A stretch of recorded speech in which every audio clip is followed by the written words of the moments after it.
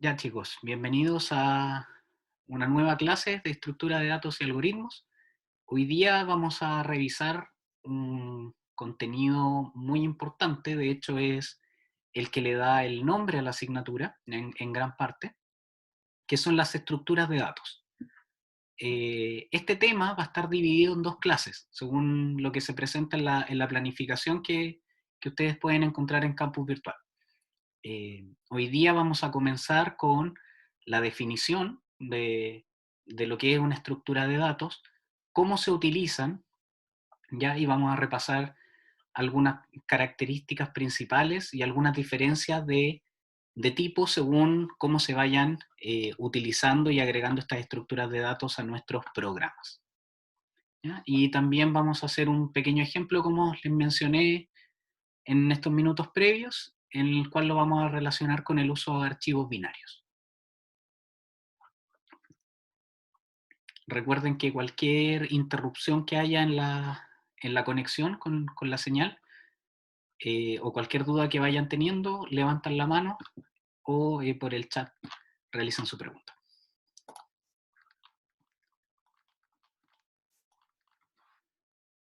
Estructuras de datos. ¿Qué son? Las estructuras de datos son una forma de organizar o de estructurar un conjunto de datos bajo un mismo nombre. Si se fijan, es una definición que nos podría sonar un poco conocida. ¿Por qué? ¿O dónde hemos escuchado esta definición antes? En los arreglos, ¿ya? Una colección de datos, pero que tienen una característica fundamental, que sean del mismo tipo, ¿ya? En este caso es un poquito más general, permite organizar o estructurar un conjunto de datos bajo un mismo nombre, pero no tiene la restricción de que sean del mismo tipo. ¿Qué permiten las estructuras de datos? ¿O de qué me sirve a mí organizar bajo un mismo nombre distintos datos o tipos de datos? Bueno, permiten definir un nuevo tipo de dato. Nosotros vamos a comenzar a crear nuestros tipos de datos a partir de esto. Y puede ser creado de forma dinámica o estática. ¿Y para qué sirven? Facilitan la programación de aplicaciones que son más complejas porque permiten ajustar los datos y las operaciones de estos datos al modelo de desarrollo. Entonces yo podría necesitar o tener datos que tienen más de un tipo de información dentro, ¿ya? El caso más fácil para ejemplificar son los clientes, ¿ya? Los clientes pueden tener, dependiendo obviamente de las necesidades eh, para resolver el problema, ¿cierto? Las necesidades del programador, pueden tener distintos datos, ¿sí?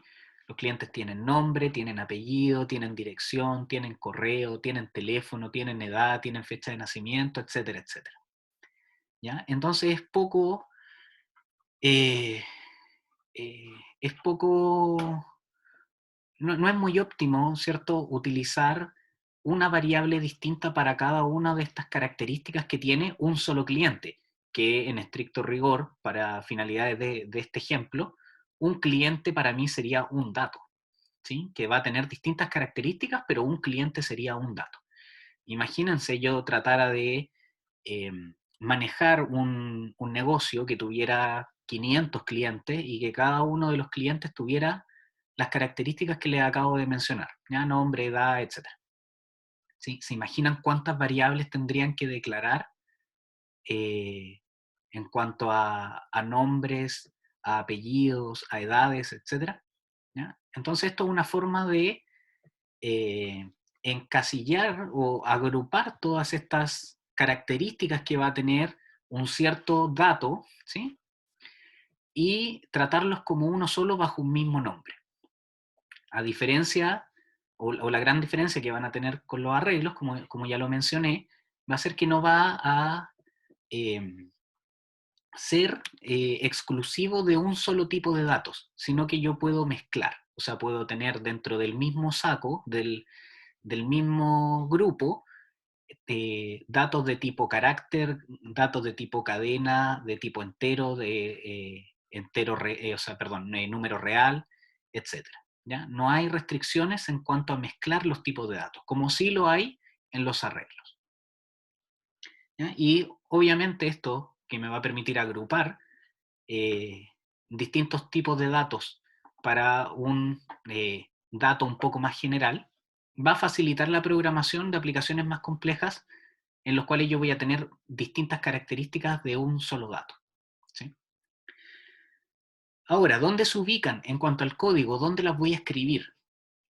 Las estructuras de datos se especifican sobre los prototipos de las funciones, ya lo que revisamos en la clase anterior, y bajo la inclusión de librerías y macros. O sea, hasta ahora nuestro programa estaría estructurado de la siguiente manera. Lo primero siempre van a ser las librerías, porque recuerden que es código que está escrito desde antes y tiene que ser lo primero en declararse o en agregarse a nuestro programa. Luego van a venir las macros, que son estas, entre comillas, variables simbólicas, que cada vez que aparezca un cierto símbolo se va a reemplazar por un cierto valor que yo defino. Luego van a venir estas estructuras de datos, que se me está quedando en el tintero. Podríamos denominarlas en palabras sencillas como un nuevo tipo de dato que yo estoy creando, que envuelve o agrupa datos bajo un mismo nombre, ¿ya? Pero se va a considerar como nuevo tipo de dato. Ya vamos a revisar cómo funciona eso. Y luego de las estructuras vendrían los prototipos de las funciones, que recuerden que era la declaración de la función en cuanto a su tipo, a su nombre y a sus parámetros, y luego la función principal, posteriormente o finalmente las implementaciones de las funciones que eran el código de las funciones. ¿Ya? Así más o menos va quedando nuestro programa de momento. Bueno, sabemos dónde se van a ubicar las estructuras de datos, pero ahora necesitamos saber cómo se escriben. Para declarar una estructura de datos, se va a utilizar una palabra que está reservada por el lenguaje. Esto quiere decir que no puede ser utilizada para crear nombres ni de variables ni de funciones. Y esta palabra reservada es la palabra struct, de estructura, lógicamente. Entonces, vamos a utilizar esa palabra reservada, como se ve acá en el ejemplo. ¿Ya? Acá. Le vamos a dar un cierto nombre, en este caso cliente, como les dije, uno de los ejemplos más básicos para tratar con estructuras de datos. Y vamos a abrir y cerrar llaves, tal cual lo hacemos en las implementaciones de las funciones. ¿Sí? Y dentro de, de estas llaves vamos a agregar toda la información que yo necesito o que voy a encerrar en este nuevo tipo de dato, que es el tipo de dato cliente. En este caso, se dice que el tipo de dato cliente va a tener la siguiente información: una cadena, ¿sí? O un arreglo de tipo char, que se va a llamar nombre y que tiene 15 elementos. Y también va a tener la información de un número entero que se va a llamar edad. Disculpen. Y lo último, para cerrar, es que cada definición termina con punto y coma. A diferencia de la implementación de las funciones, aquí vamos a necesitar terminar con punto y coma tal como se remarca ahí en rojo. ¿Ya? Entonces, struct, palabra reservada para indicar que estoy creando una nueva estructura de datos, el nombre de la estructura que estoy creando, y entre llaves toda la información que voy a almacenar dentro de este nuevo tipo de datos. En este caso, una cadena de 15 elementos y un entero. ¿Sí? Y para finalizar la estructura, la declaración de la estructura, un punto y coma. ¿Sí? Ojo con eso, es un error bastante común no agregarlo por la similitud que esto tiene a la sintaxis de la implementación de las funciones, que ahí no lleva el punto y coma. Pueden ser utilizadas como cualquier tipo de datos primitivos. ¿Ya? Recuerden que los datos primitivos eran los datos que están reconocidos por defecto en el lenguaje. Quiere decir, o llámese, los enteros, los flotantes, los booleanos, los caracteres, etc. Entonces, estos nuevos tipos de datos que estamos creando nosotros, que son estas estructuras, van a funcionar o pueden realizar las mismas operaciones que los tipos de datos primitivos. Operaciones como uso de variables, reserva de memoria, paso de parámetros, etc.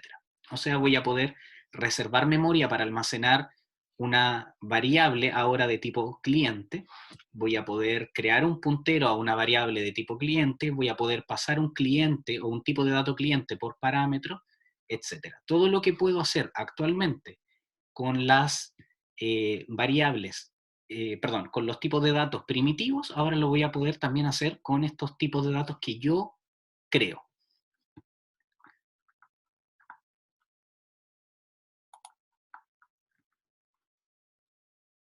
Y bueno, siguiendo con eso, al igual que los tipos de datos primitivos,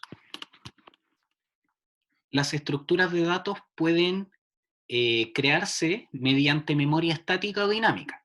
Recuerden, reservar memoria desde un principio o antes de la ejecución del programa, o que reserva memoria cuando el programa así lo especifica.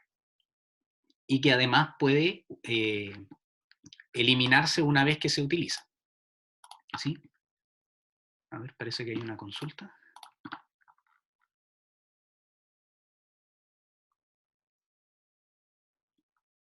¿Sí? Trabaja de la misma manera. ¿Sí?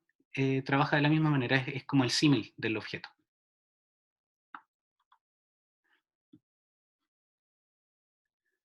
Deme un segundo que se me perdió el puntero del mouse. Ahí sí. ¿Sí? Es la misma lógica. ¿Sí? Es exactamente lo mismo. ¿Ya? Entonces, como les dije, pueden crearse mediante memoria estática o dinámica, ¿sí? Que son conceptos que ya revisamos. También, como les mencioné anteriormente, pueden crearse punteros asociados a las estructuras. O sea, yo puedo crear un puntero a una estructura, así como creo punteros a un entero y a todos los tipos de datos primitivos que existen. Y para acceder a esta información o a los datos que están dentro de la estructura, existen dos operadores, ¿ya? Para acceder a esta información que está dentro, que son el punto, para cuando trabajo con memoria estática, y la flecha, que está compuesta por un guión y un signo de mayor que, para la memoria dinámica. ¿Sí? Volviendo un poquito, si nos fijamos acá, la estructura va a tener, como les dije, esta información, la cadena y el número entero. Lo que aparece acá dentro, o cada uno de estos elementos, cada una de estas informaciones, se denominan campos de las estructuras. ¿Sí? Entonces tengo el campo nombre de la estructura cliente o el campo edad de la estructura cliente. ¿Ya? Cada uno de estos elementos va a ser un campo. No hay límite de campos, ¿sí? Incluso eh, puedo tener más de un campo del mismo tipo, ¿cierto? Puedo tener campos de distintos tipos, etcétera, ¿sí? O la cantidad que yo necesite. ¿Ya? Entonces, como les dije, para acceder a esos campos, dependiendo si estoy utilizando memoria estática o dinámica, voy a acceder a través del punto o la flecha. Ya vamos a ver escrito cómo se realiza eso.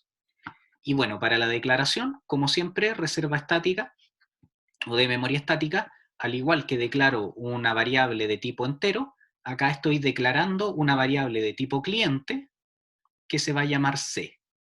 Esto sería lo mismo que decir int a, ¿sí? Para cuando quiero declarar una variable entera que se va a llamar a, bueno, aquí estoy declarando una variable de tipo cliente que se va a llamar C. O sea, estoy reservando memoria para guardar esto, ¿sí? No solamente un número entero, sino que también la cadena, ¿sí? O sea, hay una reserva para guardar toda esa información. Y la otra forma, como ustedes saben, es reserva con memoria dinámica, en el cual debo crear un puntero a ese tipo de dato, ¿sí? En este caso cliente, asterisco para remarcar que es un puntero, el nombre del puntero, que va a ser C, y le asigno, ¿cierto?, lo que devuelva new cliente, ¿sí? Que se va a encargar de entregar una dirección de memoria donde va a poder ser almacenado este cliente, ¿sí? O esta variable de tipo cliente.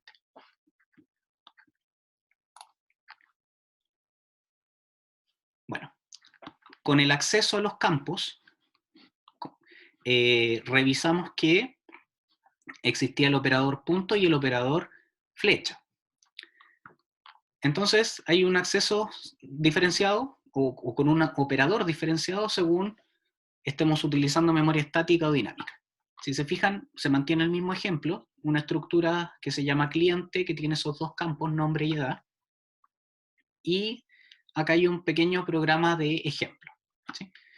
En este caso, lo que se realiza en esta línea de código es declarar dos variables de tipo cliente que se van a llamar C y D.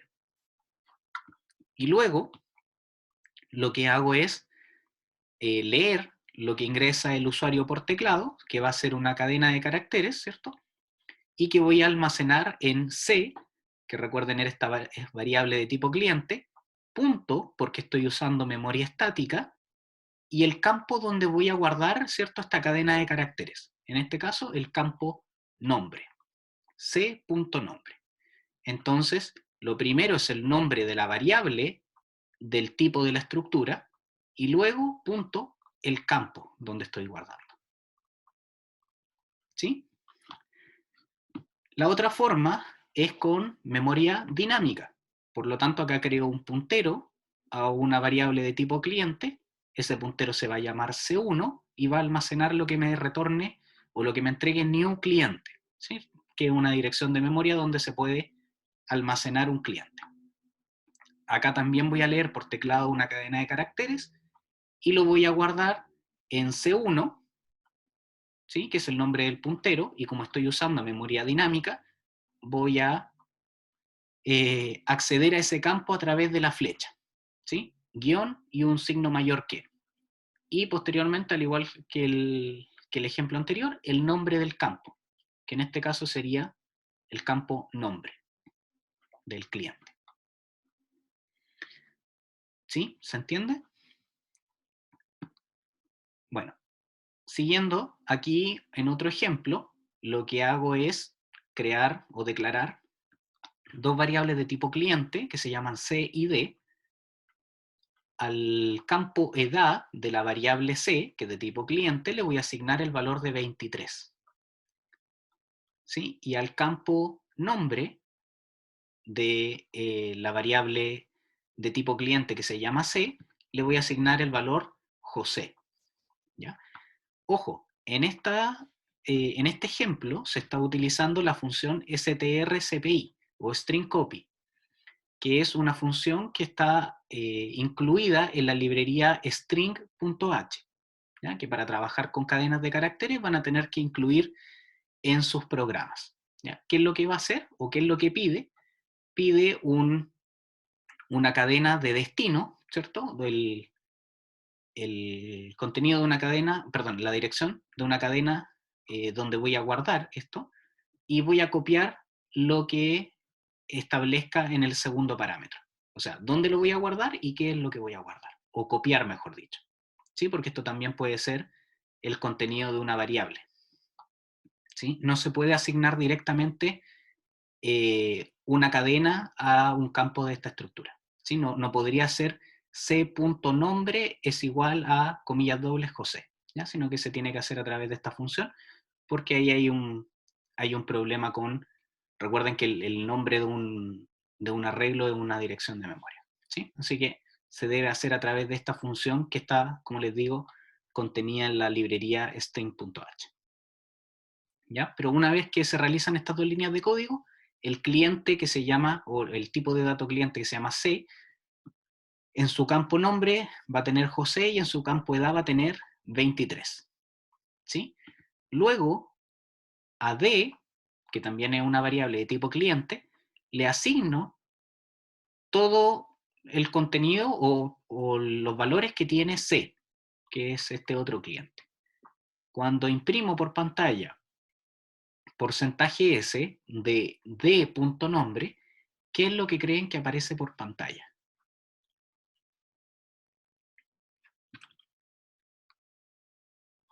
Alguien que pueda dejar en el chat. ¿Qué es lo que creen que aparece por pantalla? Ya. José. ¿Sí? Sí. ¿Por qué uno piensa eso? O sea, Eh, ¿Por qué piensa uno? Ah, aquí está malo, perdón. ¿Por qué uno piensa eso? ¿O por qué se hace una pregunta de este tipo? Justamente para dejar en claro que las operaciones se comportan igual que cuando yo trabajo con variables que tienen un tipo de dato primitivo. ¿Sí? Cuando yo tengo o creo dos variables que son de tipo entero, a una le asigno un valor y después igual a la que no tiene valor a la que sí tiene, ambas variables van a quedar con el mismo valor, ¿cierto? Con las estructuras, como dijimos anteriormente, va a suceder lo mismo, van a operar de la misma forma que los tipos de datos primitivos. Por lo tanto, si yo tengo dos estructuras que son iguales, ojo con eso, que son iguales o que tienen los mismos campos, ya porque ahí después, más adelante vamos a ver un par de diferencias, que tienen los mismos campos, si yo las igualo, voy a igualar, por lo tanto, sus valores de cada campo. ¿Sí? Entonces, si yo imprimo por pantalla esto, voy a imprimir el nombre. Aquí me confundí porque esto era la edad. ¿Sí? Si hubiera impreso por pantalla el campo edad. La idea o la finalidad de esto era decirles que las que se crean con memoria estática se comportan igual que una variable cualquiera y por ende se copian todos sus campos. ¿Sí? Si yo tengo una estructura de tipo cliente, que en este caso era D, que no tiene ningún valor almacenado y le asigno una estructura de tipo cliente que se llama C y que tenía valores, se van a copiar todos esos valores a los campos de la estructura cliente D. ¿Sí? Bueno, ahí lo voy a corregir y lo voy a subir. Se me fue. ¿Ya? Pero que se entienda que es para copiar todos los campos de una estructura a otra. ¿Sí? Al igual que se hace con las variables de tipo de datos primitivos. ¿Ya? Entonces ahora les voy a pedir que creen un archivo en sus editores de texto, ¿cierto? Comiencen a darle la estructura que ya hemos visto, ¿cierto? Librerías, la función principal, etcétera, y creen una estructura que se llame cliente y que contenga los siguientes datos que aparecen en la pantalla. Nombre, apellido, root, clave, correo, dirección y teléfono. ¿Ya? Tienen 2 minutitos para que empiecen a abrir el archivo, empiecen a escribir y después lo discutamos. Ya lo voy a resolver acá. ¿Sí? Sí sé que está en el PowerPoint, por si acaso, están las respuestas, pero les voy a pedir que vayan trabajando ustedes antes de ver las respuestas. ¿Sí? Igual vamos a discutir cada una de las respuestas, entonces es importante que las vayan siguiendo. ¿Ya? Así que 2 minutitos para ver eso. Por mientras voy a aprovechar de corregir. Voy a poner en el chat los campos para poder sacar la presentación un poquito.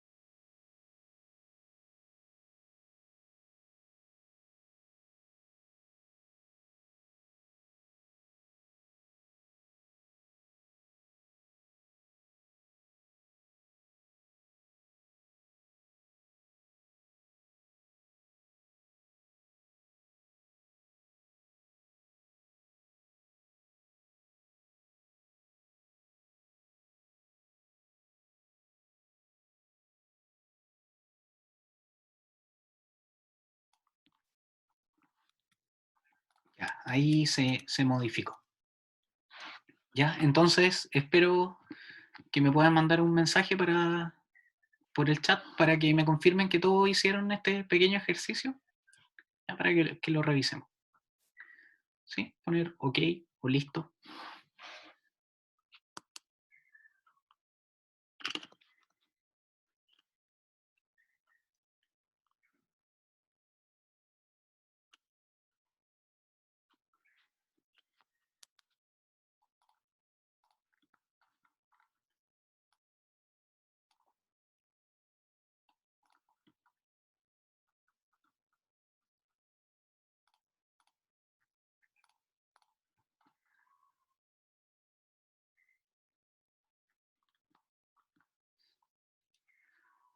Ah, bueno, perfecto. Buen dato.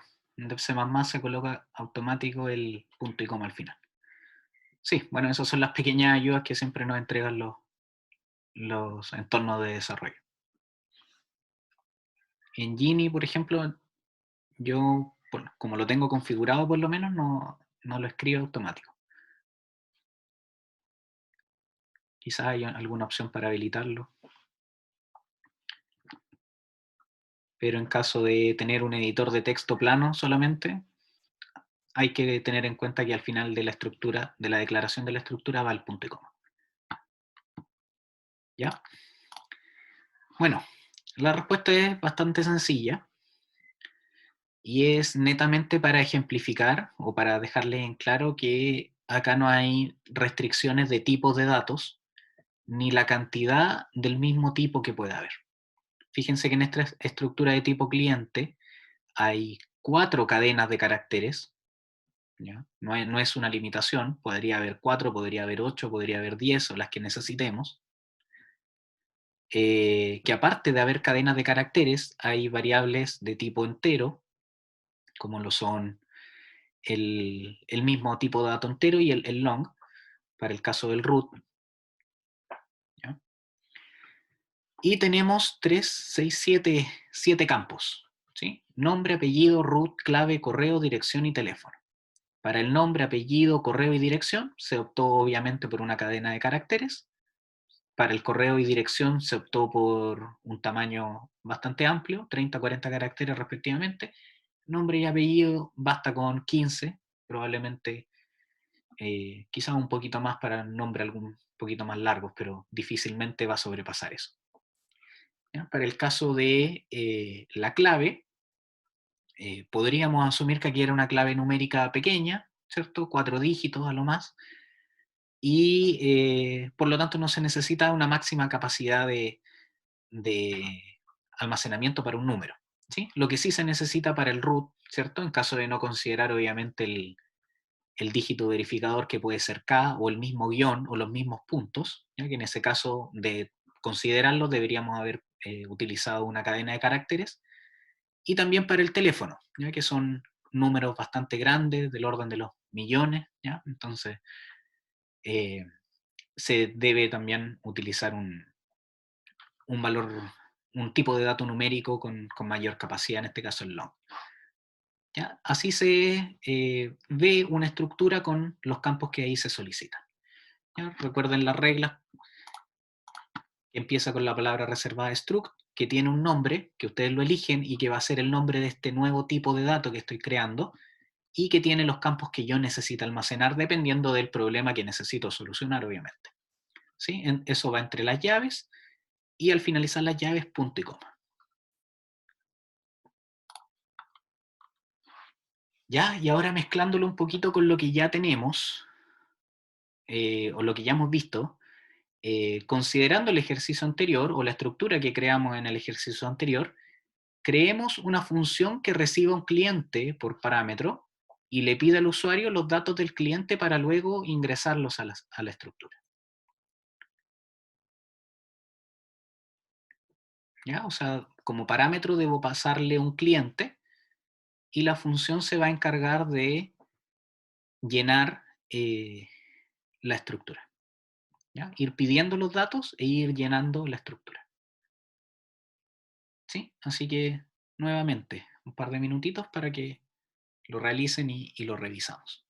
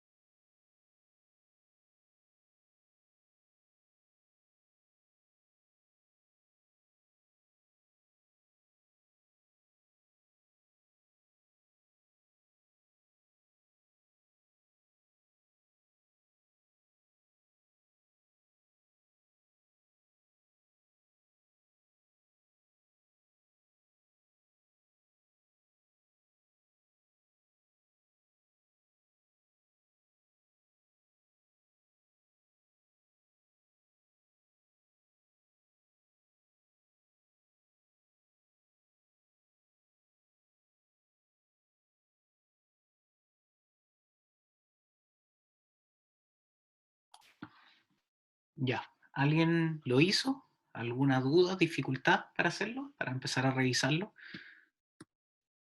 ¿Ya? Cualquier duda que vayan teniendo, porque estos ejercicios son sencillos, pero generalmente levantan más de alguna duda. ¿Ya? Así que les pido que si les surge alguna duda, la vayan haciendo inmediatamente para que lo revisen.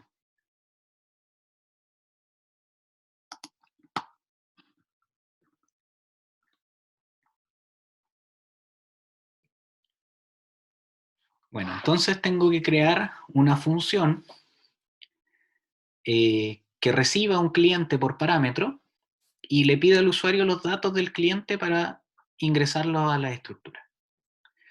Manejando lo que yo ya sé de funciones, ya el planteamiento del problema me indica que me voy a tener que encargar de ingresar información a esta estructura, ¿ya? Que va a ser una nueva variable que voy a tener.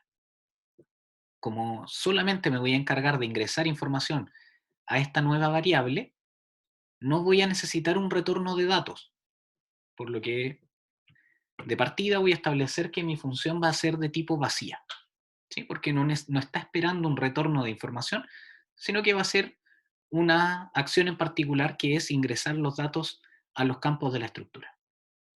Ya tengo que mi función debiera ser de tipo vacía, ¿sí? O void, como se escribe en el programa. Luego recuerden que las funciones deben tener un nombre que, que representen qué es lo que hace la función. ¿Ya? En este caso le vamos a poner un nombre acorde que va a ser ingresar datos cliente, ingresar cliente o algo en ese estilo. Y como parámetro, el mismo problema me está diciendo que debe recibir un cliente. ¿Ya? Y aquí yo me debo hacer la pregunta de si que lo que necesito es la información que ya viene en esa variable o voy a eh, modificar o necesito modificar la información que viene en esa variable. En el caso de que necesite solamente la información y no realizar cambios, debería tener un paso de parámetros por valor, ¿sí? Una copia del valor de esa variable. Y en el caso de que quiera editarlo, necesito la dirección de memoria. En ese caso sería paso de parámetros por referencia. Como ahora el problema me dice que necesito editar los campos de esta estructura, porque debo almacenar lo que vaya ingresando el usuario, el paso de parámetros va a ser por referencia. O sea, necesito la dirección de memoria de la estructura, ¿sí? De este nuevo tipo de dato que va a ser la estructura. ¿Ya? Entonces, como necesito eso, le voy a pasar un puntero a esta nueva estructura que va a ser de tipo cliente y le voy a asignar un cierto nombre. ¿Ya? Entonces tendríamos algo parecido a esto, ¿sí? Donde tengo una función de tipo vacía, void, el nombre que indica que voy a ingresar un cliente, y el parámetro va a ser un puntero a una variable de tipo cliente, ¿sí? A la estructura que yo creé en el ejercicio anterior, y que va a recibir el nombre C para efectos de esta función. Bueno, ahora la implementación de la función, que sería lo que se aprecia acá, recuerden que el prototipo iría arriba y llegaría a la línea de código solo hasta acá y con un punto y coma. La implementación de la función va a ir pidiendo los datos al usuario y los va a ir almacenando en los respectivos campos de la estructura, ¿ya? Cuya dirección de memoria yo ya recibí como parámetro. Como estoy trabajando con direcciones de memoria, para acceder a los campos de la estructura, ¿sí? Al igual que cuando trabajo con memoria dinámica, cuando trabajo con las direcciones de memoria, voy a necesitar utilizar el operador flecha para acceder a los campos de la estructura. Cuando trabajo con direcciones de memoria o con memoria dinámica, el operador flecha. Cuando trabajo con eh, los valores de la estructura solamente, no las direcciones de memoria, y memoria estática, trabajo con el operador punto para ingresar a los campos de la estructura. ¿Ya? Entonces le informo por pantalla que debe ingresar el nombre, se lee, ¿cierto? Una cadena de caracteres que voy a almacenar en C, que es el nombre de la estructura, flecha para indicar que voy a ingresar a uno de sus campos, y el campo donde voy a ingresar, que en este caso sería nombre. Luego, informarle que debe ingresar el apellido y escanear también, ¿cierto?, una cadena de caracteres que voy a guardar en C, que es el nombre de la estructura, flecha para ingresar al campo, apellido, que sería el campo. Y aquí viene nuestro primer cambio con respecto a lo que aparece arriba. Cuando pido que ingresen el root, ¿ya?, escaneo una variable de tipo long, ¿cierto? Un entero largo, ¿cierto?, de doble capacidad. Y aquí aparece un ampersand y entre paréntesis C, que es el nombre de la estructura, flecha root. ¿Sí? ¿Alguien me puede decir por qué acá no va un ampersand y acá va un ampersand? En los comentarios, por favor.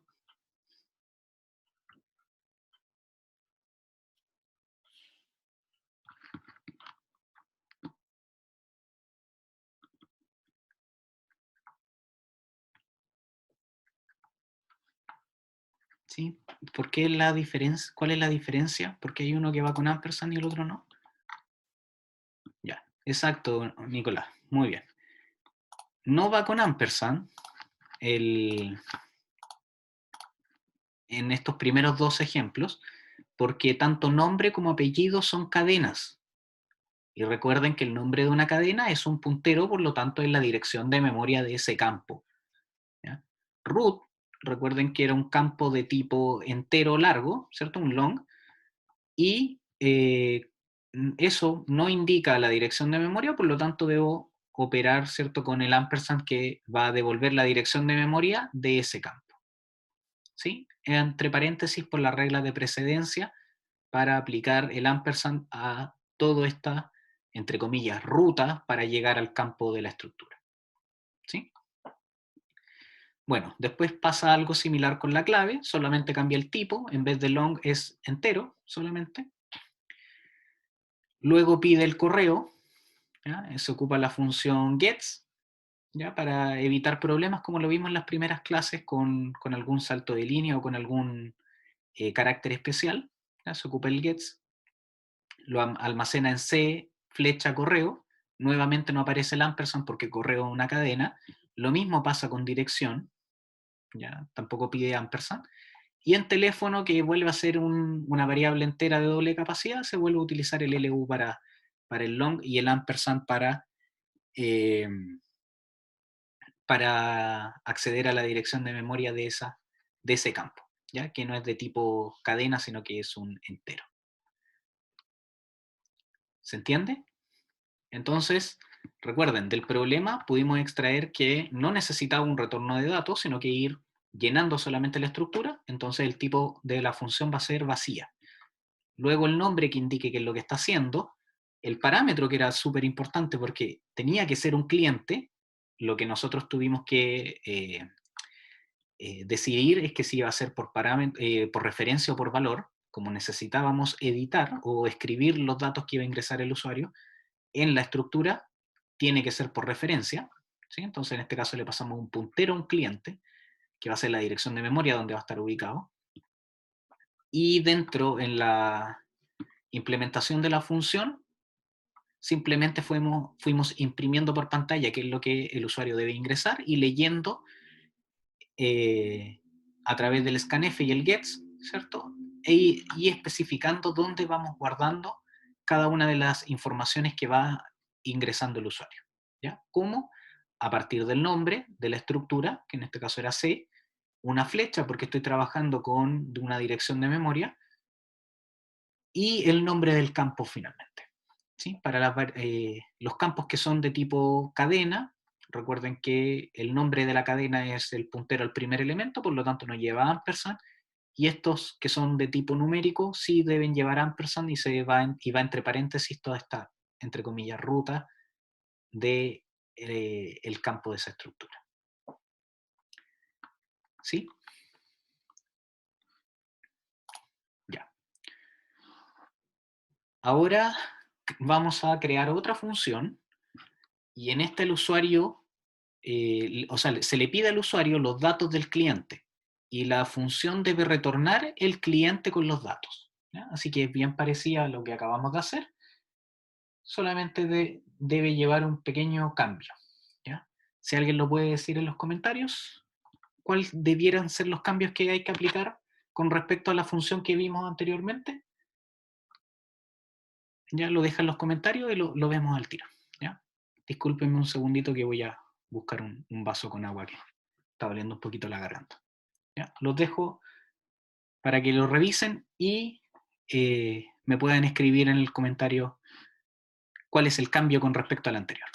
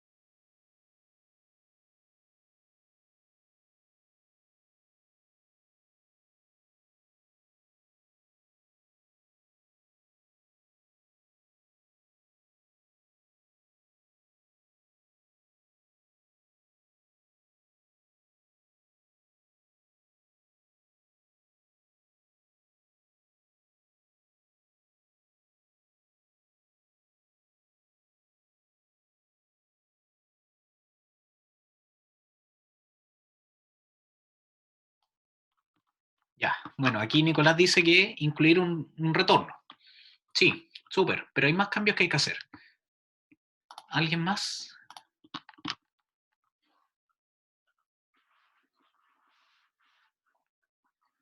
¿Algún otro cambio?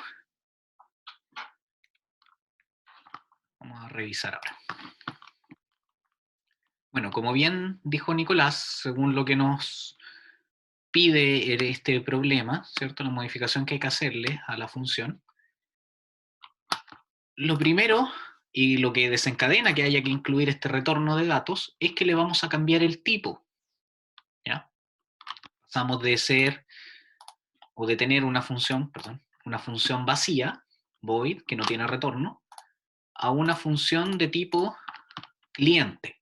Y si se fijan, acá queda nuevamente demostrado que pese a que es un tipo de dato que yo creé, que es este tipo de dato cliente, puedo operar de la misma forma que con la que opero con los tipos de datos primitivos.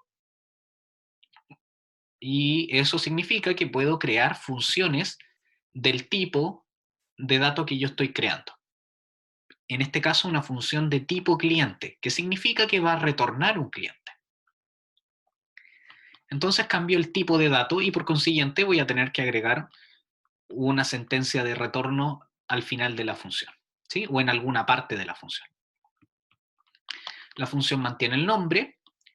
Otro cambio que hay es que ya no me pide parámetros, ¿sí? Sino que es la función la que se encarga de crear este cliente y devolverlo. Entonces no necesito pasarle un cliente como parámetro, yo solamente lo retorno. Y dentro del cuerpo de la función, en la implementación, eh, creo un nuevo cliente, ¿ya? Fíjense que es un cliente creado con memoria estática y de manera local a esta función.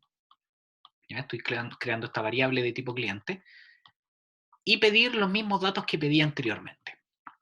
Como creé ahora una variable estática, ¿sí? y local a esta función, fíjense que el operador para ingresar a los campos de la estructura cambió y ahora ya no es una flecha, sino que es el punto.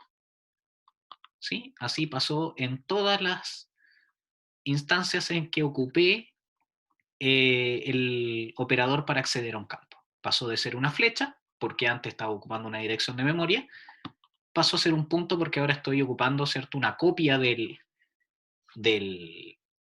este tipo de datos. ¿Ya? Y se mantiene lo mismo que en el ejemplo anterior, que para el caso del campo nombre, apellido, correo y dirección no lleva ampersand porque son campos de tipo cadena, por lo tanto su nombre es el puntero al primer elemento, y para los que son numéricos o que no sean cadenas o arreglos, va a necesitarse el ampersand antes de la ruta a ese campo de la estructura. ¿Ya? Y finalmente el cliente que creé acá y que fui llenando paso a paso en esta función, lo retorno al final de la función, ¿sí? En la sentencia de retorno que está en la última línea de esta implementación. ¿Sí? Entonces le cambié el tipo, le borré el parámetro, por lo tanto tuve que crear un cliente de manera local y estática dentro de la función, lo llené y como ya estoy trabajando con una copia de esa estructura, eh, o debo ingresar a los campos con un punto y no con la flecha, y finalmente debo retornar la estructura.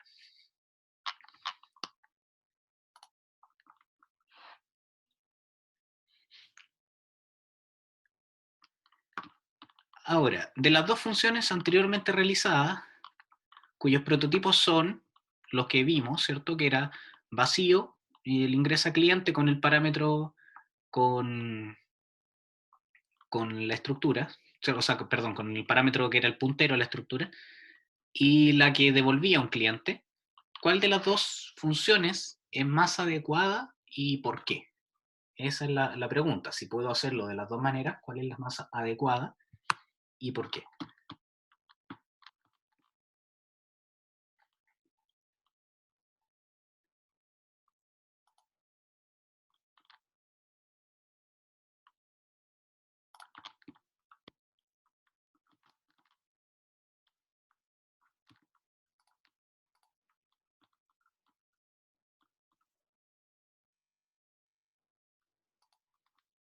¿Ya? Bueno, acá va a depender exclusivamente de las necesidades que tenga el programador, ¿ya? De cómo esté planteando el desarrollo de esto. ¿Sí? El cliente, ¿cierto? O la que es de tipo cliente me va a retornar directamente el cliente ya armado y no debo especificarle una dirección de memoria, ¿sí? Sino que lo almaceno donde yo tenga espacio ya declarado previamente, ¿sí? El otro ya le doy la dirección de memoria y lo voy llenando eh, dentro de la función. Entonces simplemente va a depender de las necesidades que tenga el programa.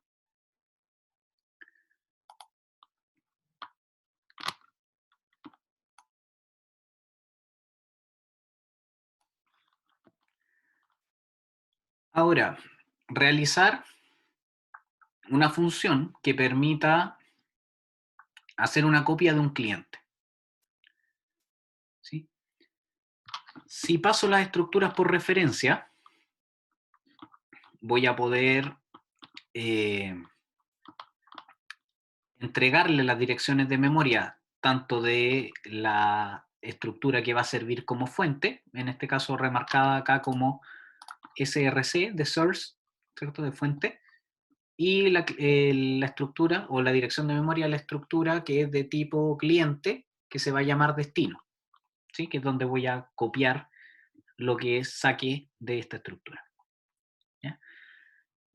Para copiar campo a campo, simplemente voy igualando y recuerden que utilizo la función de la librería string que nos permite copiar dos cadenas. ¿Ya? No puedo igualarlas, recuerden, por la restricción que nos pone su nombre, ¿ya? Sino que me apoyo de la función string copy para copiar el contenido de una en otra.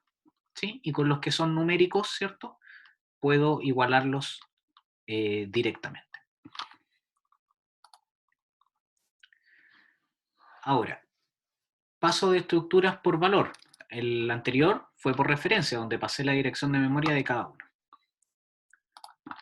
Ahora intentando hacer un paso de estructuras por valor, en el cual fíjense que estoy haciendo o pasando el valor, la copia del contenido de ambas estructuras, realizo las mismas funciones, ¿cierto? O sea, las mismas instrucciones, que es copiar las cadenas de un lado a otro y igualar los valores numéricos, ¿ya? ¿Qué otro cambio hay? Que aquí estoy utilizando un punto porque pasé una copia, ¿sí? A diferencia del anterior, que como pasé las direcciones de memoria, estaba trabajando con el operador flecha, ¿ya? ¿Funcionará esto?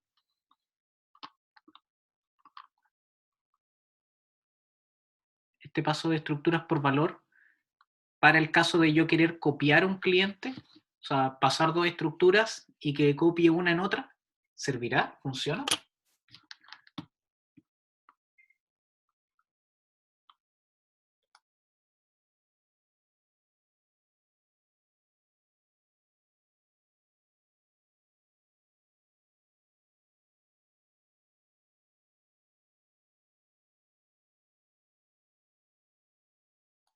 Bueno, la respuesta es que no funciona.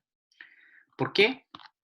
Porque justamente como su nombre lo indica, estamos pasando los valores de las estructuras, pero no las direcciones de memoria. Y cuando yo paso los valores o las copias de los valores, recuerden que por mucho que yo edite dentro de una función el contenido de alguna estructura o de alguna variable en general, por mucho que lo edite, no lo voy a poder apreciar, no voy a poder apreciar ese cambio fuera de esta función. ¿Ya? Lo que revisamos en la clase de manejo de memoria dinámica, ¿sí? O de los punteros, que no voy a poder cambiar o hacer visible ese cambio fuera de la función.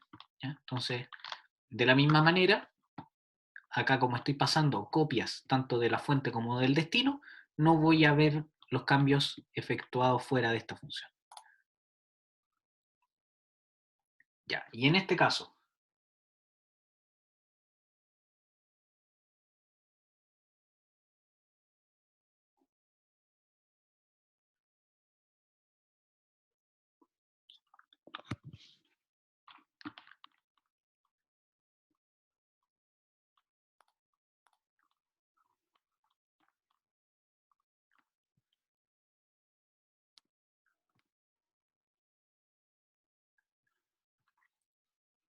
se me perdió el puntero, disculpen un segundo.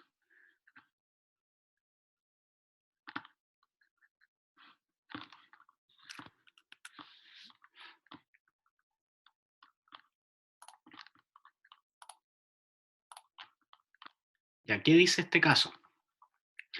Cambio, ¿cierto? El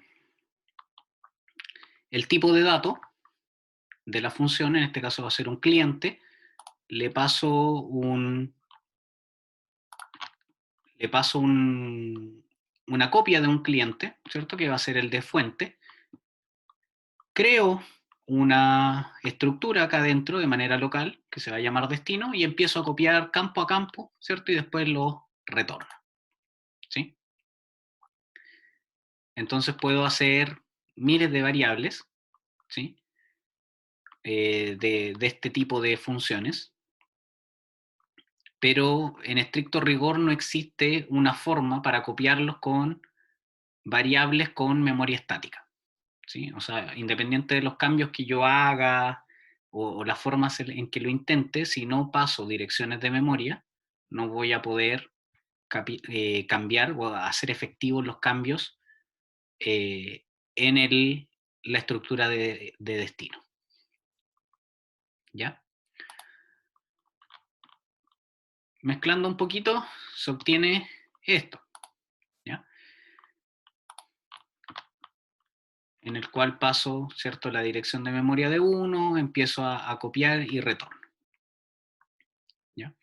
Lo importante acá, el concepto que me gustaría acá que quedara claro, es que cuando yo quiera manipular la información dentro de una estructura, al igual que como lo vimos con una variable, lo que debo tener sí o sí es la dirección de memoria de la variable que yo quiero editar. ¿Ya? Ahora, existe un arreglo de estructuras, ¿sí? Volviendo a la característica principal de esto, que era que funcionaban o tenían las mismas cualidades que un tipo de dato primitivo, al igual que en los tipos de datos primitivos, con las estructuras también se van a poder generar arreglos, ¿sí? Arreglos de estructuras, en los cuales vamos a extender un poco el concepto o la visualización que teníamos, en que cada cajita guardaba un elemento. Ahora cada cajita del arreglo va a ser una estructura en sí, por lo tanto va a tener más cajitas dentro, ¿sí? Para cada uno de los campos de la estructura. Ya voy a compartir un poquito en un segundo la otra pantalla para hacerle una pequeña explicación. ¿Ya? Entonces, al igual que los datos primitivos, se puede crear un arreglo de estructuras utilizando los corchetes, al igual que como lo hemos utilizado en las clases anteriores. El acceso a una estructura del arreglo, a cualquiera de estas estructuras que se van a generar, se realiza mediante el índice del arreglo. Recuerden que los índices del arreglo van desde 0 hasta n-1, siendo n la cantidad de elementos que tiene el arreglo. ¿Sí? Entonces, como ejemplo, acá abajo podemos ver que creo un arreglo de tipo cliente que se va a llamar C y que va a tener 10 elementos. Esto significa que se va a guardar espacio en la memoria para almacenar 10 clientes, ¿sí? O voy a armar, ¿cierto? Va a reservar 10 cajitas para en cada cajita meter un cliente, pero ustedes ya saben que cada cliente tiene nombre, tiene apellido, tiene correo, tiene edad, etc. ¿Sí? O sea, van a tener estas pequeñas subcajitas. Y para acceder a cualquiera de estos clientes, yo en el nombre o posterior al nombre de la variable del arreglo, eh, establezco el índice del elemento al cual quiero acceder. Recuerden que parte en 0. ¿Ya? Entonces el cuarto nos permite acceder, o el 4, perdón, nos permite acceder al quinto elemento de este arreglo que se llama C.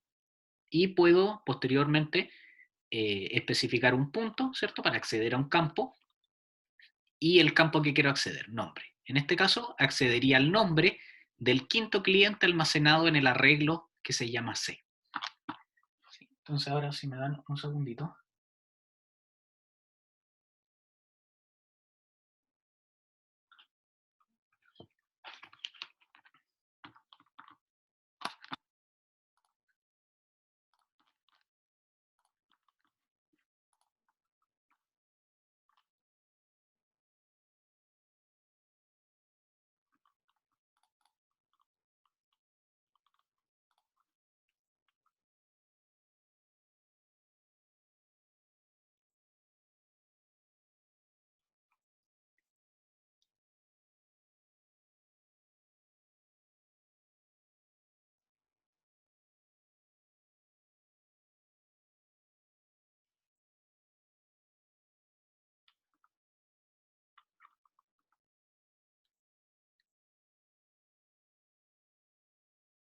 Estoy tratando de compartirle otra pantalla. Denme un segundo. Está demorando un poquito. A ver si. Ya, entonces tengo que cuando yo creaba un arreglo que podía ser de tipo entero y le ponía 5 elementos, en la memoria esto se veía más o menos de esta manera. En los que cada cajita era un espacio para guardar un entero, que recuerden todos se van a llamar de la misma manera, en este caso A, ¿sí? Y lo único que cambiaba era el índice. O sea, este iba a ser A0, este iba a ser A1, este iba a ser A2, A3 y A4, ¿sí? Respectiva al n-1. Y dentro de cada una de las cajas yo podía guardar un número. ¿Sí? Bueno, con las estructuras funciona de la misma manera. Yo puedo crear, ¿cierto?, una estructura con sus distintos campos. y dentro, o sea, perdón, y en el código generar un arreglo que va a ser de este tipo, del tipo de dato que yo acabo de crear, que va a ser cliente. El arreglo se va a llamar de cierta manera, lo voy a poner igual que el de arriba, le voy a poner A, y voy a guardar un poquito menos para no escribir tanto. Que tenga 3 elementos. Esto inmediatamente hace que yo me imagine lo siguiente, en el cual cada cajita, ¿cierto? Todas se van a llamar A, pero esta se va a llamar A0, esta va a ser A1 y esta va a ser A2. ¿Sí? Y cada uno de las cajas va a ser un cliente. Pero dentro de cada una de esas cajitas va a haber, ¿cierto?, un subespacio para el nombre y otro espacio para el apellido, según lo que yo tengo acá. ¿Sí? Y lo mismo va a pasar acá. Un espacio va a ser para el nombre y otro para el apellido. Y lo mismo va a pasar acá. ¿Sí? Entonces, para referirme a cualquiera de los campos de cualquier elemento de este arreglo, yo siempre parto por el nombre del arreglo, luego entre corchetes, ¿cierto? Un índice que me va a indicar a cuál de los elementos de este arreglo o a qué cliente de este arreglo voy a ingresar, el punto y cualquiera de los campos de la estructura con la cual estoy trabajando. En este ejemplo tengo los campos nombre y apellido. O sea, aquí podría ingresar o al nombre o al apellido de cualquiera de los elementos de este arreglo. ¿Sí? ¿Se entiende? Entonces, de la misma manera que nosotros generamos un arreglo eh, anteriormente, ¿ya?, que era esta colección de datos del mismo tipo, también puedo generar esta colección de datos de este tipo nuevo que estoy creando, que es cliente, considerando también que cliente va a tener información dentro de él, o sea, nuevas cajitas que están dentro, ¿sí? Pero va a ser una colección de solamente datos de tipo cliente, ¿ya? ¿Cuál era la principal restricción de los arreglos? Que fueran del mismo tipo. ¿Y cuál era la siguiente restricción de los arreglos? ¿Ya? ¿Qué condición tenían que cumplir dentro de la memoria para poder ser almacenados? ¿Alguien recuerda? ¿Cuál era la gran limitante de los arreglos en ese sentido? Exacto, Luis, que sus direcciones de memoria sean consecutivas. ¿Sí? Recuerden que en su momento hicimos un par de ejemplos en el cual yo quería, no sé, guardar 4 elementos de tipo entero, y si creaba un arreglo y no había ningún espacio consecutivo de 4 elementos dentro de la memoria, yo no iba a poder guardarlo. ¿Sí? Esa era la gran limitante. Si habían espacios por separado, ningún problema, pero si quería usar un arreglo y no habían 4 elementos seguidos, no lo iba a poder usar. Bueno, acá podemos definir estos arreglos de dos maneras, ¿sí? Referenciados por un puntero, en el cual yo voy a obtener, ¿cierto? O voy a crear un puntero a la dirección de memoria de el arreglo que estoy creando. Fíjense que aquí lo que me va a devolver es la dirección de memoria donde va a partir este arreglo, ¿sí?, de n elementos, y la voy a almacenar en este puntero a tipo cliente. Y el arreglo, perdón, la otra forma que puedo hacerlo es un arreglo de punteros donde cada uno referencia a un cliente, ¿sí? ¿Cómo es eso? Lo primero, crear un puntero, un arreglo de punteros, mejor dicho, ¿sí? Porque fíjense que voy a crear un arreglo en el cual cada elemento va a ser un puntero, y a través de un ciclo for voy a darle valor a cada uno de los elementos de este arreglo de punteros. O, en palabras más sencillas, voy a darle una dirección de memoria a cada uno de los elementos de ese arreglo de punteros. en el cual cada uno de esos elementos va a ser la dirección de memoria que retorne new cliente. ¿Sí? ¿Cuál de los dos creen que es mejor? ¿Ya? Considerando lo que hablamos recién.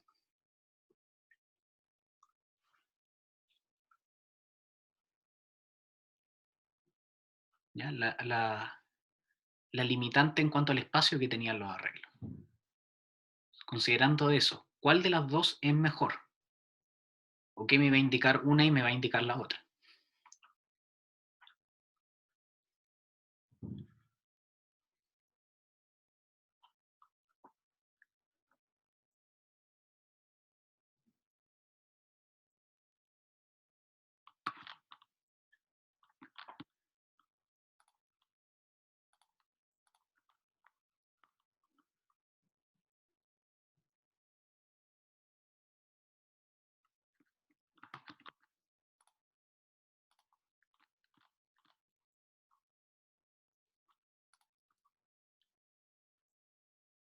Ya, sí, uno de los factores a considerar es eso. Bueno, aquí, como bien dijo Javier, va a depender del caso que nosotros nos enfrentemos. Aquí tenemos un pro y un contra en cada uno.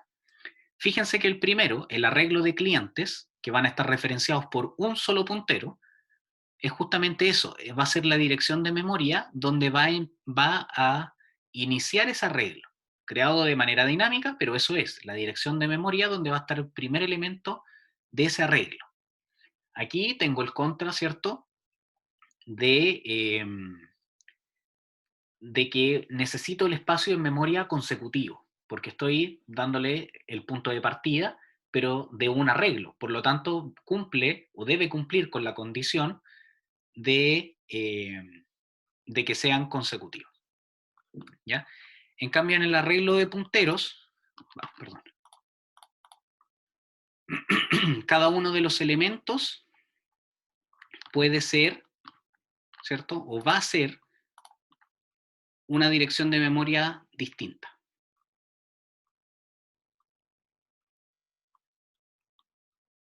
¿Sí?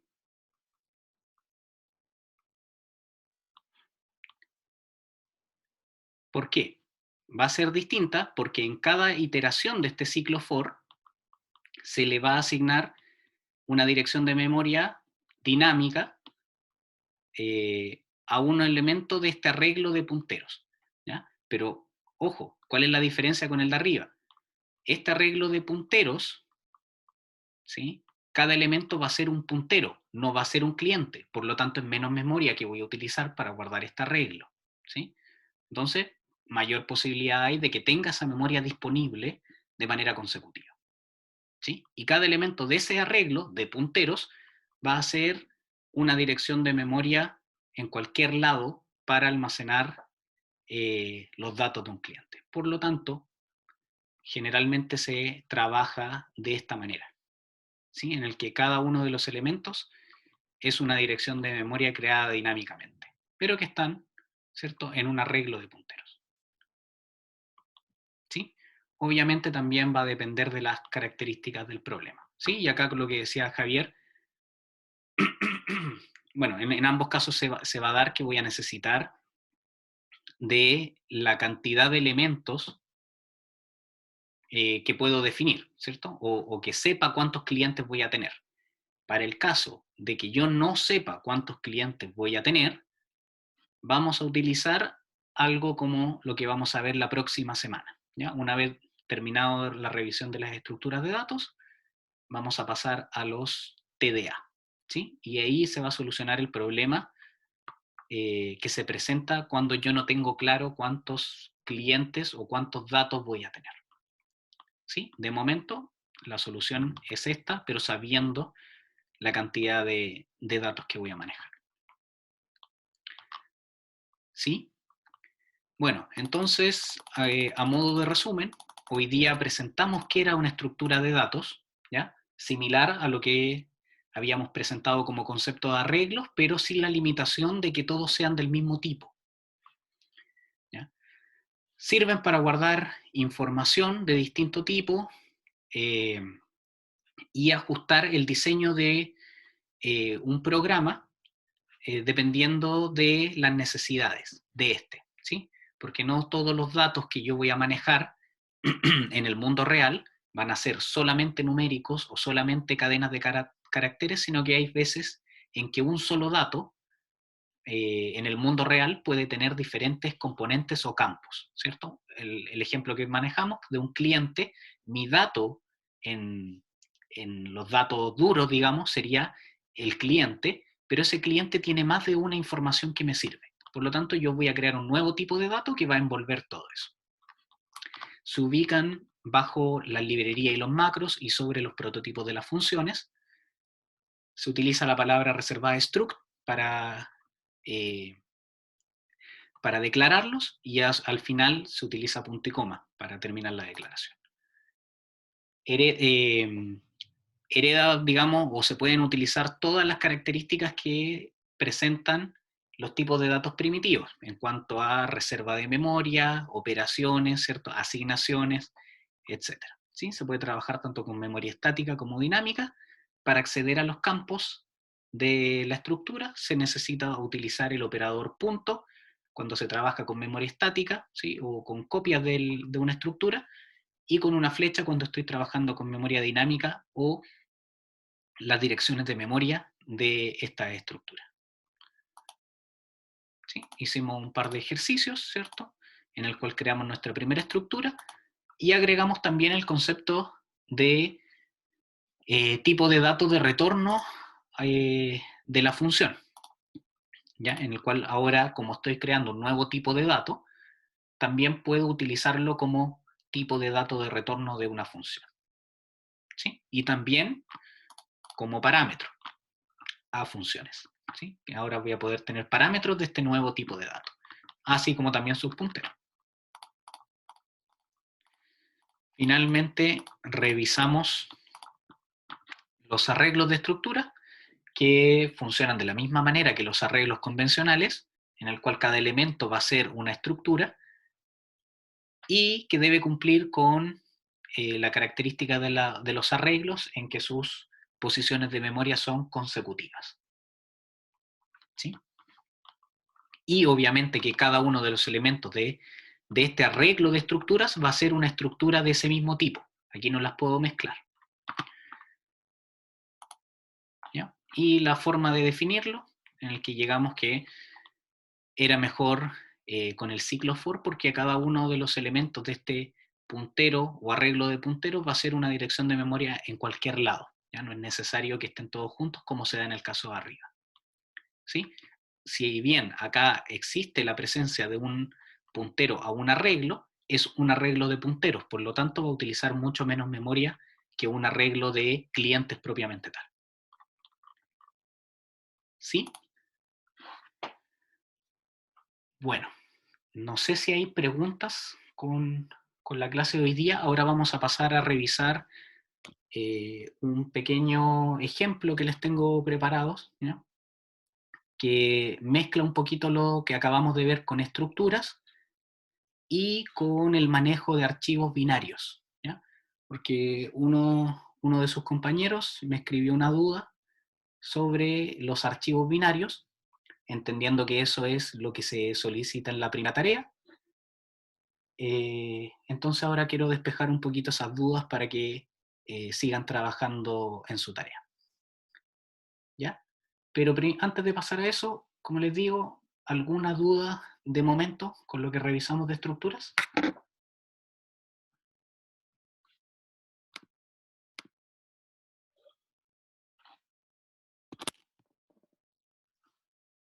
¿No?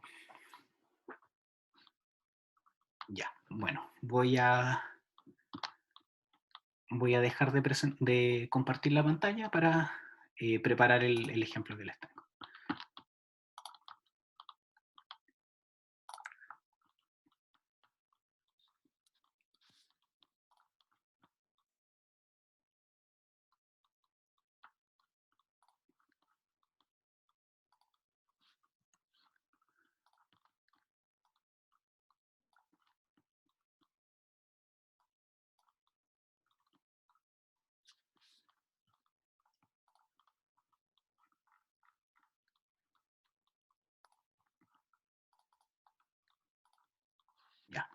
¿Se ve mi pantalla ahí? ¿Se ve bien?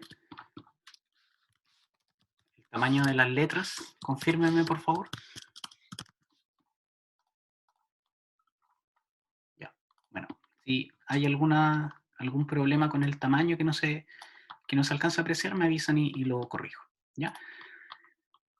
Entonces, como les dije, vamos a hacer un pequeño ejemplito del trabajo con estructuras de datos y con archivos binarios, ¿ya? Y vamos a explicar un par de cosas que quizás no quedaron del todo claras en la clase de archivos, ¿ya? Lo primero, voy a crear un archivo de tipo CPP, ¿ya? Para realizar este programa. Como siempre, la estructura principal del programa, y comienzo a trabajar. Bueno, lo primero es crear mi nueva estructura, ¿sí? Yo voy a crear una estructura, recuerden palabra reservada struct, voy a crear un cliente, ¿ya? Abro y cierro llave, pongo el tiro, el punto y coma para que no se me olvide, y le voy a asignar 3 campos, solamente para efectos de este ejemplo. Un nombre, un apellido y una edad. ¿Ya? Listo. Ahora, en la función principal, yo voy a darle valores a estos campos de esta estructura. Primero voy a crear, ¿cierto?, una variable de ese tipo, voy a darle valores y luego voy a almacenarlos en un archivo binario para posteriormente leerlos desde ese archivo, ¿ya? Entonces lo primero sería crear una variable de ese tipo. Le voy a poner A. Le voy a dar un nombre, ¿ya? Fíjense en lo siguiente, que es lo que le explicaba durante la presentación. Si yo quiero asignarle un nombre, ¿cierto?, a este cliente, ¿ya? Me dice que no es posible asignarlo, ¿sí? Recuerden que aquí hay un problema porque en la dirección de memoria, ¿sí? Entonces, la forma sencilla de realizar esto es utilizar la función string copy o strcpy, que viene incluida en la librería string, ¿ya? Entonces, str de string cpy para copiar, y me pide el destino, ¿sí?, dónde voy a dejar esto. Yo lo voy a dejar en a.nombre, que es lo que quiero copiar ahí. En este caso, José. ¿Ya? Voy a hacer lo mismo para el campo apellido.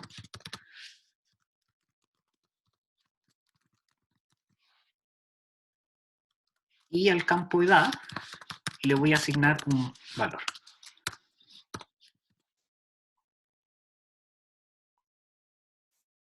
¿Ya?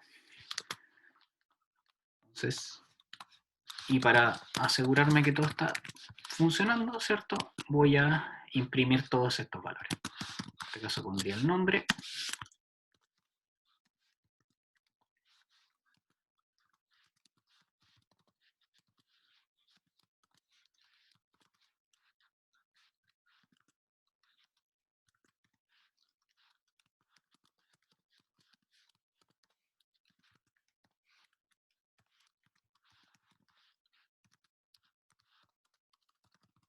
A.apellido y A.edad.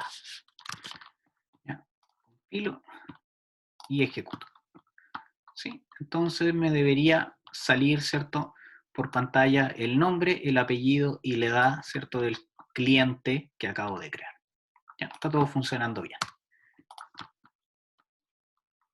Ahora, lo que debo hacer, o lo que les comenté que era para lo que era este ejemplo, es utilizar esto, o mejor dicho, grabar esto en un archivo, pero de tipo binario.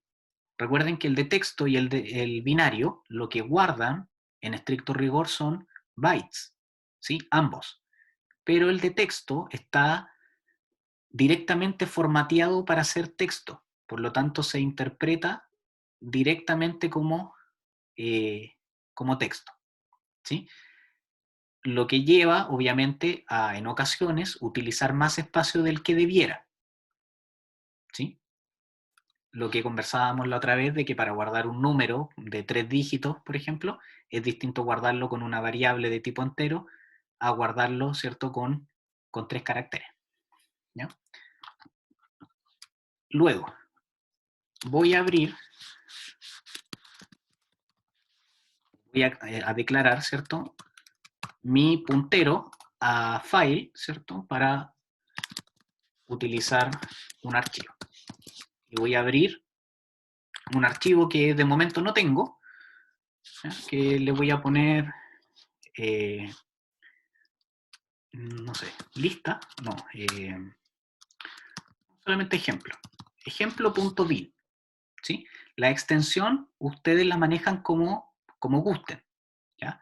Las extensiones, lo único que van a cambiar es cómo se va a interpretar de vuelta el archivo, ¿sí? Porque todos los archivos, o prácticamente todos, tienen un formato predefinido, ¿cierto? Por eso pueden funcionar las imágenes, etcétera, porque el programa que las interpreta, justamente interpreta los bytes de alguna forma y los muestra, ¿ya? En este caso yo voy a poner simplemente bin, podría ser el formato que ustedes quieran, pero lo que va a quedar grabado acá van a ser los bytes, ¿ya? Y después recuerden que me solicita el modo de apertura de este archivo. Yo voy a crear uno para escribir, ¿sí? W. Y voy a guardar. Ahora, cuando abría, perdón, y como es binario, me faltó la B, ¿sí? Como yo quiero guardar, o escribir, mejor dicho, en un archivo que es binario, tengo que utilizar la función fwrite, ¿sí? Que me pide la dirección de memoria, ¿sí? Donde está la información, donde está, perdón, el tamaño del tipo de dato que voy a escribir. ¿Ya? Recuerden que la función sizeOf entrega el tamaño en bytes de lo que yo especifique como parámetro. Si pongo un tipo de dato, puede ser cliente, que fue el que yo creé, o entero, o el nombre de una variable, ¿cierto? Me va a devolver el tamaño en bytes de eso, de lo que yo ingrese entre los paréntesis. Luego venía la cantidad de elementos de este tamaño que voy a, en este caso, escribir, ¿sí? Voy a solamente escribir uno, porque tengo un solo cliente. Y finalmente el flujo, que era arch, ¿ya? Y ahí escribo en mi archivo. Una vez que escribía, ¿cierto?, procedo a cerrar el flujo con el fclose. Entonces compilo, ejecuto, me aparece por pantalla, ¿cierto?, lo que había impreso anteriormente, y me tengo que fijar en mi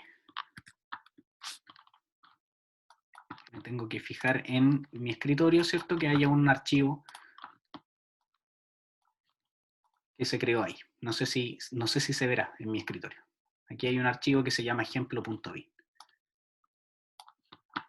Ya, vamos a dejar eso de momento ahí, que se vea que se creó. En un momento vamos a revisar el contenido de eso. ¿Ya? La pregunta de uno de sus compañeros fue que cómo yo leía la información, cómo lograba interpretar la información leyendo desde este archivo binario, considerando que lo que voy a leer son bytes. La respuesta es la siguiente.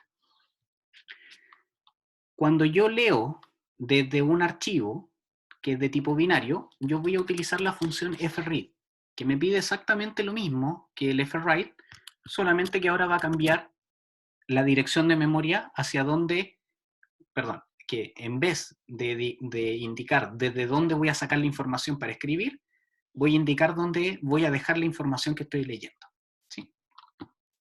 Entonces aquí va a ser, bueno, voy a hacer este paso antes, que sería crear un nuevo cliente, que se va a llamar B, Entonces, para leer voy a indicar la dirección de memoria de B, porque ahí voy a dejar lo que lea. Voy a decir, y acá está lo importante, acá está lo clave para indicar, ¿cierto? O para que el programa logre interpretar lo que se va a leer. De lo que voy a leer va a ser un dato o un paquete de información de ese tamaño. Esa cantidad de bytes voy a leer. ¿Cuántos de estos elementos voy a leer? Uno, porque uno es la cantidad de clientes que hay en este archivo. Y el flujo por el cual voy a obtener la información va a ser arch, ¿ya? Que es el que voy a volver a abrir inmediatamente. ¿Ya? Entonces, acá como cerré el flujo, fíjense que voy a volver a abrirlo. Sí, voy a copiar esto y lo voy a dejar ahí, ¿sí? Para abrir el ejemplo, ¿sí? El archivo binario que se va a crear acá arriba. Voy aquí a borrar este para que se vea bien que se creó nuevamente y que estoy leyendo desde ahí. Entonces abro este flujo o este ejemplo, este archivo, perdón, que es el que creé acá arriba. Creo un nuevo cliente, distinto al que creé anteriormente y que yo llené los datos para guardarlo en el archivo, y leo y almaceno en ese nuevo cliente desde el archivo. Voy a leer esta cantidad de bytes una vez, ¿sí? Y todo lo que yo lea va a ir a parar a esta variable, que es B. ¿Ya? Entonces, lo último que me quedaría por hacer para comprobar directamente que esto funcionó, ¿cierto? Es imprimir todos los campos de la variable estructura B, ¿sí? Tanto el nombre, el apellido o la edad, y la edad, perdón. ¿Sí? Y finalmente, volver a cerrar este archivo, este flujo. ¿Ya? Entonces, compilo. Ahí,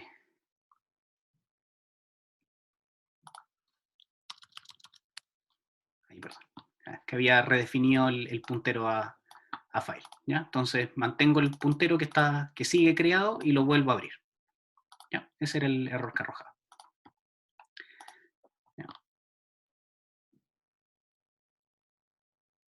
Ya, fíjense. ¿Qué pasó? Bueno, apareció por pantalla los datos del primer cliente o del cliente que creé yo y que escribí en el archivo. ¿Ya? Se debe haber creado el archivo, ahí aparece. Pero acá no aparece ni el nombre ni el apellido y la edad no es la correcta. ¿Cuál es el problema? ¿Qué logra detectar el problema que tiene mi código? ¿Dónde está mi problema acá? Yo les digo, esto debería haber funcionado, pero yo cometí un error a propósito acá. Perfecto, Luis. El modo del archivo. Cuando abrí nuevamente el archivo, por algo lo copié y lo pegué, ¿cierto? Lo volví a abrir en modo de escritura. Por lo tanto, no tengo permiso para leer. ¿Ya? Entonces, ¿qué es lo que hago? Cambiarle el modo. Perfecto. Súper bien, Luis. Le cambio el modo. Y ahora, para comprobar que esto funciona realmente, voy a borrar nuevamente el archivo. Compilo, ejecuto. Y fíjense, el nombre, apellido y edad que yo escribí, ¿cierto? Y que escribí en el archivo, y el nombre, apellido y edad que aparecen o que obtuve al leer desde el archivo. ¿Sí? Entonces esto no necesita un programa o una porción de código aparte para interpretar lo que se lee desde un archivo binario, como uno de ustedes estaba pensando. ¿Ya? No es necesario enredarse tanto, no es necesario crear una nueva porción de código para interpretar lo que viene de ahí, siempre y cuando yo lo almacene en un tipo de dato, en una variable con un tipo de dato acorde a lo que estoy leyendo, ¿sí? Y especificando bien, cuando leo, qué es lo que voy a leer, ¿sí? Y eso lo puedo hacer mediante la cantidad de bytes que voy a leer y la cantidad de estos elementos que voy a leer, ¿ya? Y lo último, eh, para que comprobemos realmente el funcionamiento de esto, voy a abrir el archivo binario, ¿sí? El ejemplo.bin que se creó ahí. ¿Ya? Entonces aquí abro y fíjense el archivo. En este archivo dice claramente José Soto y 25. Ahí está. ¿Ya? ¿Cómo está representado? ¿Ya? ¿Qué es lo que escribimos en un archivo binario? Escribimos directamente los bytes. ¿Ya? Y si no me creen, vamos a comprobarlo. Vamos a ir a Google. Y necesitamos de dos herramientas acá.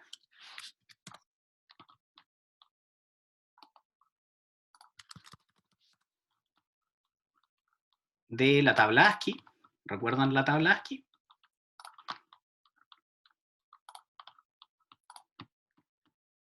Y del conversor de hexadecimal a decimal. ¿Ya? Pequeño repaso, ¿cierto? La tabla ASCII, recuerden que era esta tabla en que hacíamos una equivalencia entre un valor entero, ¿cierto? Un valor numérico entero, que era el valor numérico entero de un byte, con un símbolo. O sea, relacionábamos un valor numérico con un cierto símbolo, que podía ser las letras en mayúscula o minúscula, los signos de puntuación, los números, etc. ¿Sí? Entonces, si el byte tenía un valor numérico total de 65, significaba que representaba una A mayúscula. ¿Sí? Si tenía un 97, tenía una A minúscula y así con todos los valores de la tabla. Y el hexadecimal es una representación en el cual yo agrupo 4 bits de un byte. O sea, separo un byte en la mitad. ¿Ya? Entonces, para efectos de esto, cada dos elementos sería un byte, ¿sí? Porque uno de estos caracteres representa 4 bits, ¿sí? Según el uso de la base hexadecimal. La base hexadecimal es capaz de representar números entre el 0 y el 15, 16 números posibles, ¿cierto? Si tengo 4 bits, tengo 2 elevado a 4, 16 combinaciones posibles. Pero cuando hablo de dos dígitos, o cuando quiero representar el 10, 11, 12, 13, 14 y 15, como no puedo representarlos con dos dígitos, lo que voy a hacer es representarlos con letras. ¿Ya? Entonces puedo representar 0, 1, 2, 3, etc., 9, y cuando me toca pasar al 10, no paso al 10 como representación gráfica, sino que a la letra A. El 10 es la letra A, el 11 es la letra B, y así hasta la F, que es el 15. ¿Ya? Entonces, como les dije, cada carácter acá representa 4 bits, porque está en hexadecimal. Y para transformar, ¿cierto?, de hexadecimal a decimal, puedo utilizar esta herramienta o también lo puedo hacer manualmente. ¿Ya? Ahí lo último que vamos a hacer es revisarlo manualmente para que sepan cómo funciona esto. Convertimos el número y es un 74. Y este número decimal, este número entero, que es el valor total del byte, si vamos a la tabla ASCII, el 74, fíjense qué es una J mayúscula. ¿Les suena familiar? Es la J del nombre. ¿Sí? Luego, ¿qué tenemos? Un 6F. ¿Ya? Entonces vamos al conversor. Tenemos un 6F, convertimos, y es un 111. Buscamos 111 en la tabla, y es una O minúscula. Ya llevo JO. ¿Sí? Así que me creerán que esa es la S y esa es la E. ¿Sí? Y luego espacios en blanco, todos los bits en 0, hasta que aparece el 53. El 53, que recuerden, es dos caracteres por separado, uno que representa el 5 y el otro el 3, pero que representan el valor de la mitad de un byte cada uno, es el 83. Y el 83 es la S mayúscula, o sea, empezó a aparecer el apellido. ¿Sí? El 6F, ya lo habíamos visto, es la O de SO, el 74 me creerán que es la T, y nuevamente el 6F, que es la O sea, aquí aparece Soto. ¿Sí? Luego, los espacios en blanco que restan, ¿cierto?, del arreglo que yo creé, fíjense. ¿Recuerdan que creé un arreglo de 15 elementos de tipo char? O sea, cada elemento es un byte. Entonces tengo 1, 2, 3, 4, 5, 6, 7, 8, 9, 10, 11, 12, 13, 14, 15. ¿Sí? Y después viene lo otro. ¿Sí? Los 15 restantes. Y finalmente tengo la edad, que está acá, el 19. Voy a...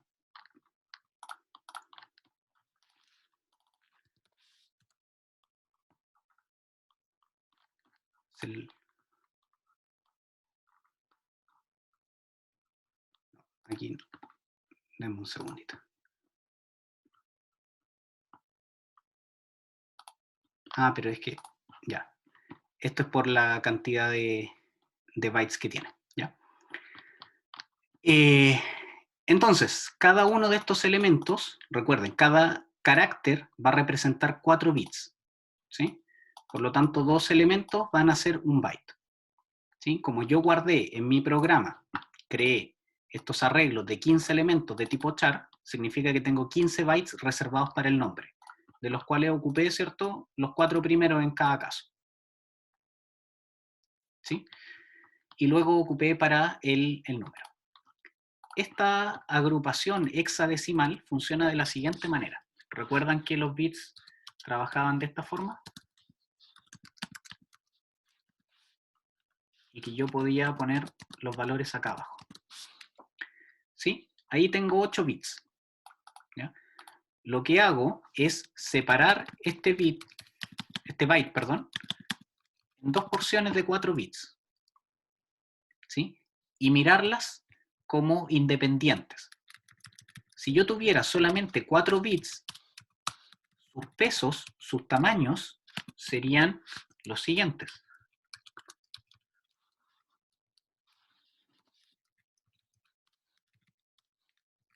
8, 4, 2 y 1.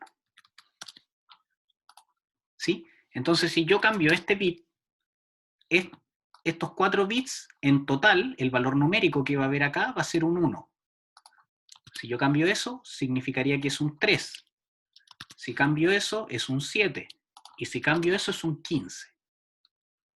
¿Ya? Entonces, para guardar un 4A, lo que estoy haciendo es... Aquí voy a editar también. Para guardar un 4A, significa que la primera porción de 4 bits es un 4, ¿sí? Entonces, es eso. Y la segunda porción es una A, o sea, es un 10, que se consigue, ¿cierto?, cuando se activa el 8 y el 2. Entonces, ese byte es ese. ¿Sí? Y cuando yo lo miro como byte, recuerden que los pesos cambian. Paso de 1, 2, 4, 8, 16, 32, 64, 128.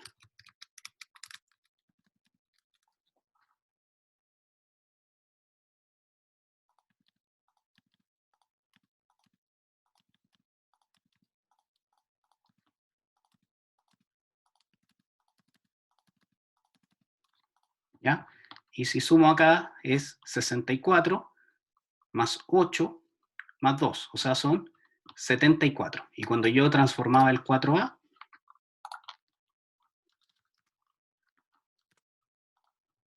...74. ¿Se fijan? Y ese 74, que era el valor numérico de este byte, compuesto por estas dos porciones de bit, de 4 bytes, de 4 bits, este 74, este valor numérico del valor total del byte, representa un cierto símbolo en la tabla ASCII, ¿sí? Que en este caso es la J. ¿Ya? Entonces, en resumen, cuando yo trabajo con un archivo que es de tipo binario, no voy a necesitar código especial para interpretar la información que voy a leer desde ahí. ¿Ya? Por mucho que vengan los bytes, ¿sí? Si yo la almaceno en tipos de datos, en variables con tipos de datos, acorde a lo que estoy leyendo, no voy a tener problemas en manipularlo directamente. ¿Ya? Siempre y cuando el proceso de leer y de dónde voy a guardar esté correctamente realizado. ¿Ya? Espero haber respondido la respuesta que me llegó. Si queda alguna duda, ¿sí? Si la persona que realizó esa pregunta queda con alguna duda o cualquiera de ustedes le surge alguna duda tras esta explicación, no duden en realizarla ahora o me la hacen llegar en estos días. ¿Ya? Me gustaría recordar, Luis, ¿cuál era la duda que tenías para que quedamos que iba a traer un ejercicio?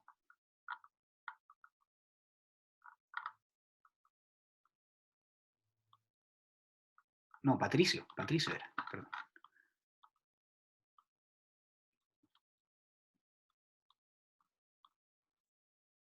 Patricio, si pudieras recordarme, por favor.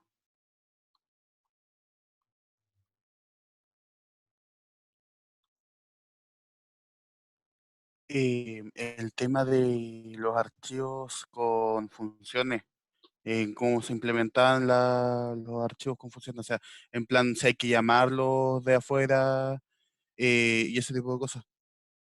Ya, perfecto. No, no me quedo. Ya, archivos con No lo funciones. revisamos eso como tal. Ya, perfecto. Entonces vamos a hacer un ejemplo de este tipo al Ujú, inicio de la próxima clase. ¿Ya? ujú, Para ya. armarlo un poquito mejor y que quede bien explicado. ¿Ya? Eso, si no hay consultas, quedamos hasta acá por el día de hoy. Espero les haya gustado la clase. Hoy día es una clase súper importante porque el contenido, ustedes mismos se fijan que le da el nombre al curso, entonces comprender esto es importante para lo que viene después. ¿Ya? Cualquier duda, como siempre, a través del Slack, a través del campus virtual, del correo, ¿ya? Yo en un ratito les voy a avisar a través de Slack cuando esté disponible el video de esta clase y las notas de los primeros 2 talleres. ¿Ya? Nos reencontramos el jueves entonces, que estén muy bien, cuídense y nos estamos comunicando. Hasta luego. Chao, chao.